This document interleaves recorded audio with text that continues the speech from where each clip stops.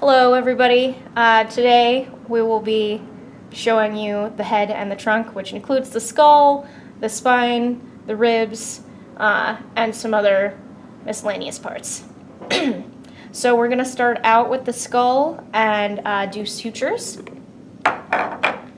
So we've got here the coronal suture, and then we've got our sagittal suture here. We've got our squamosal suture, and then our lambdoidal suture.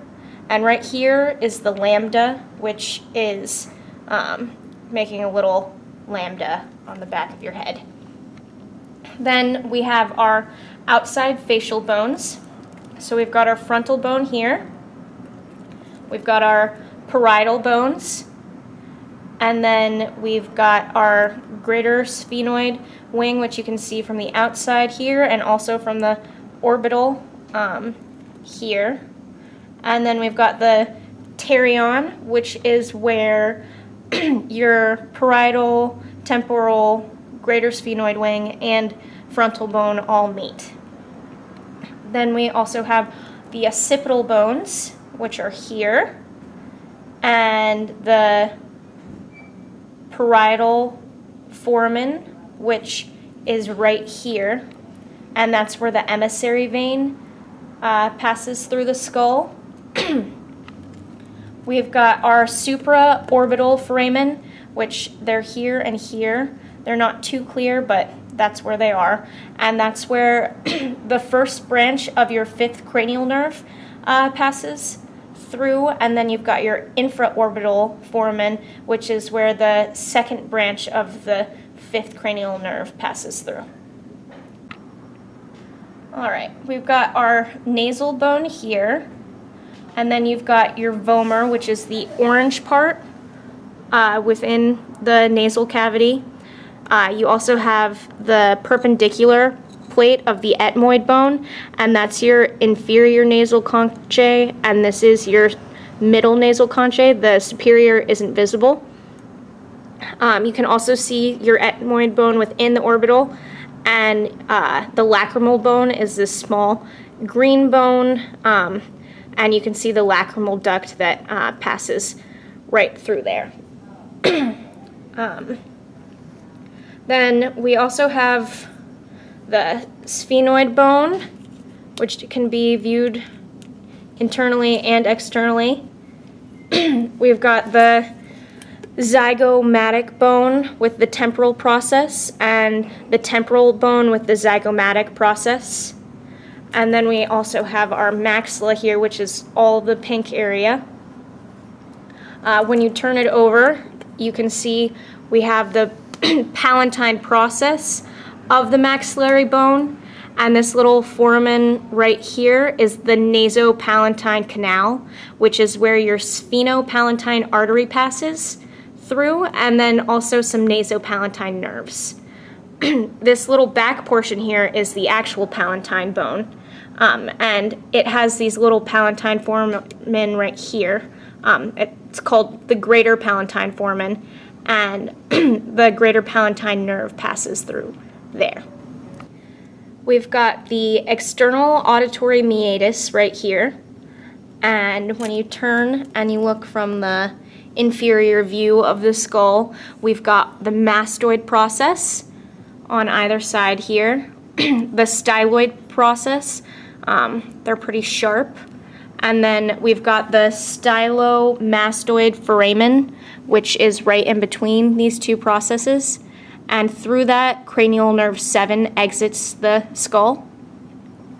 We then have our occipital condyles that are on the outside of the foramen magnum, and it's where the atlas kind of sits when you turn into your vertebrae here. We've got the mandibular fossa, which is where the mandible connects with the skull. And right here is the articular eminence. You then have your pterygoid process, and then we will move on to the mandible. So Our mandible is here, and this is the part that meets up with the mandibular fossa, and this is called the condyloid process of the mandible. We then have our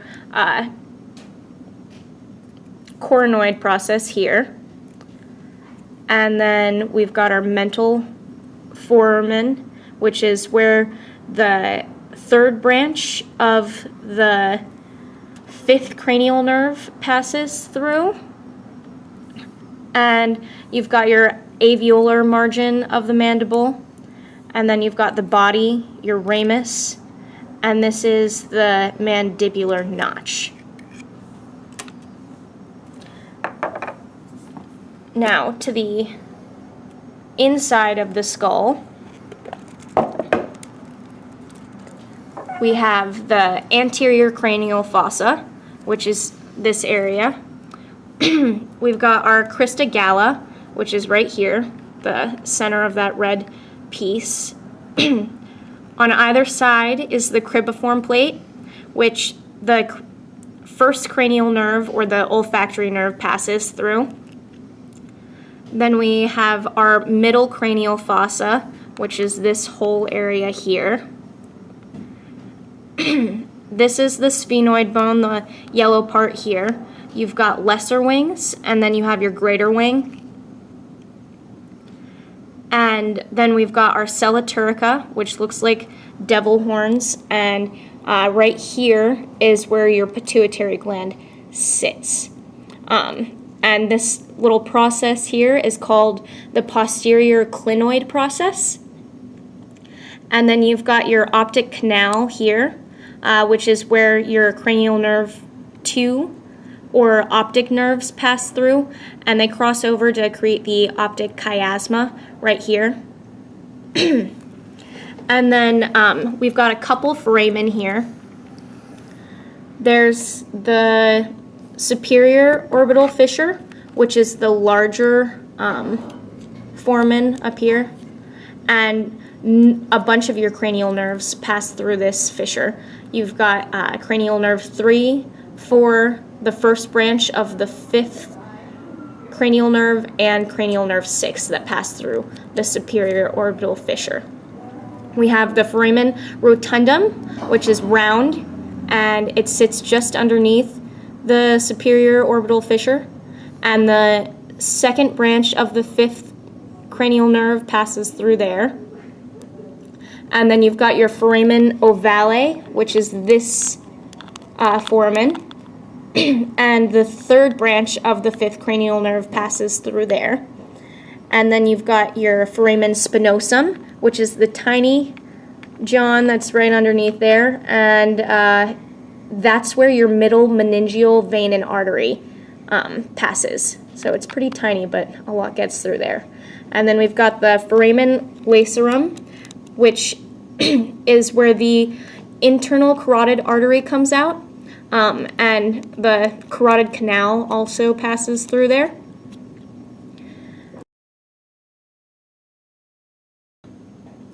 So we've got our temporal bone right here. It's the purple portion.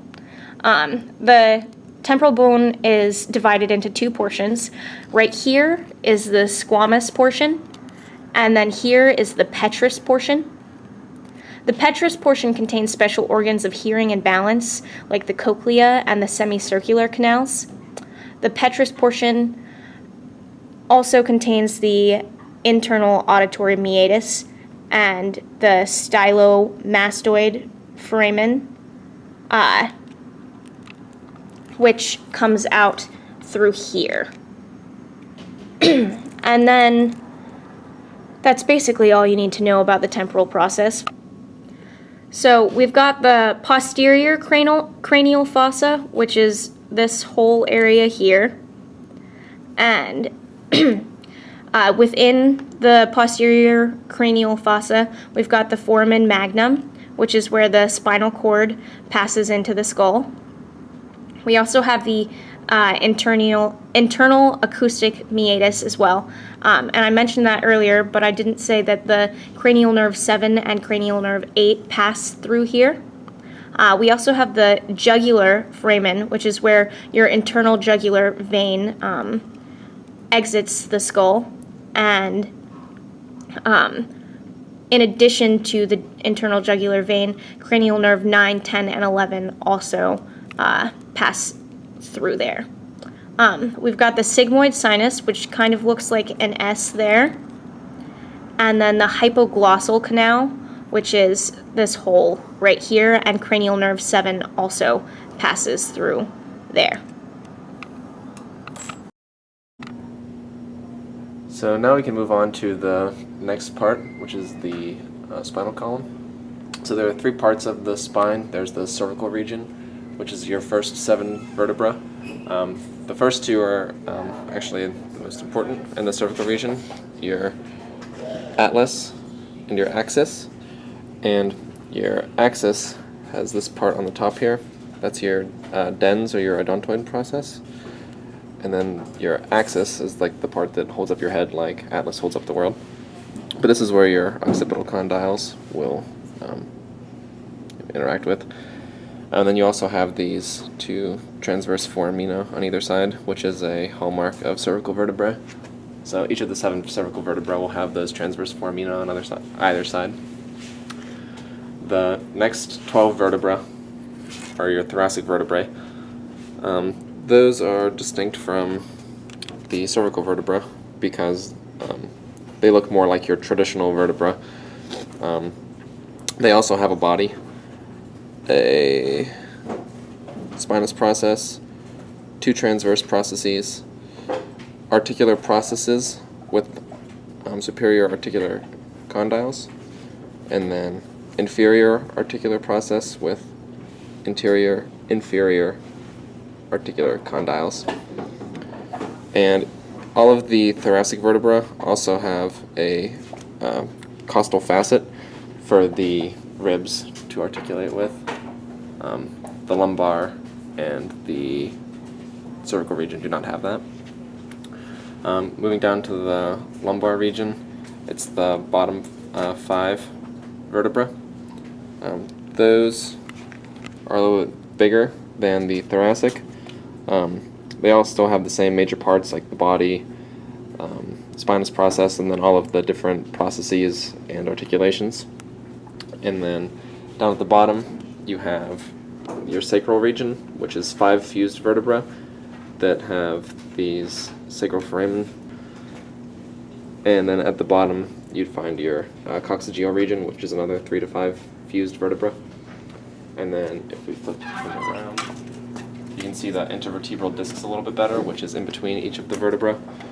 And the intervertebral discs have a nucleus pulposus and an annulus fibrosus. That's just 2 parts of it. It's like a shock absorber between each of the vertebrae. And then moving back out to the rest of the rib cage, in the center you have your manubrium up here at the top, which goes into the main body of your sternum with the xiphoid process at the bottom. And then you have your main ribs. So this is your first rib in the rib cage, and then these 7 are your true ribs because all of the costal cartilages connect back to the sternum. But then these 3 ribs here are your false ribs. Your false ribs are connected via these costal cartilages, and then they connect up in here. And then your last 2 ribs are floating ribs. They don't have any costal cartilage. And I think that's the entire trunk and head. So thanks for watching.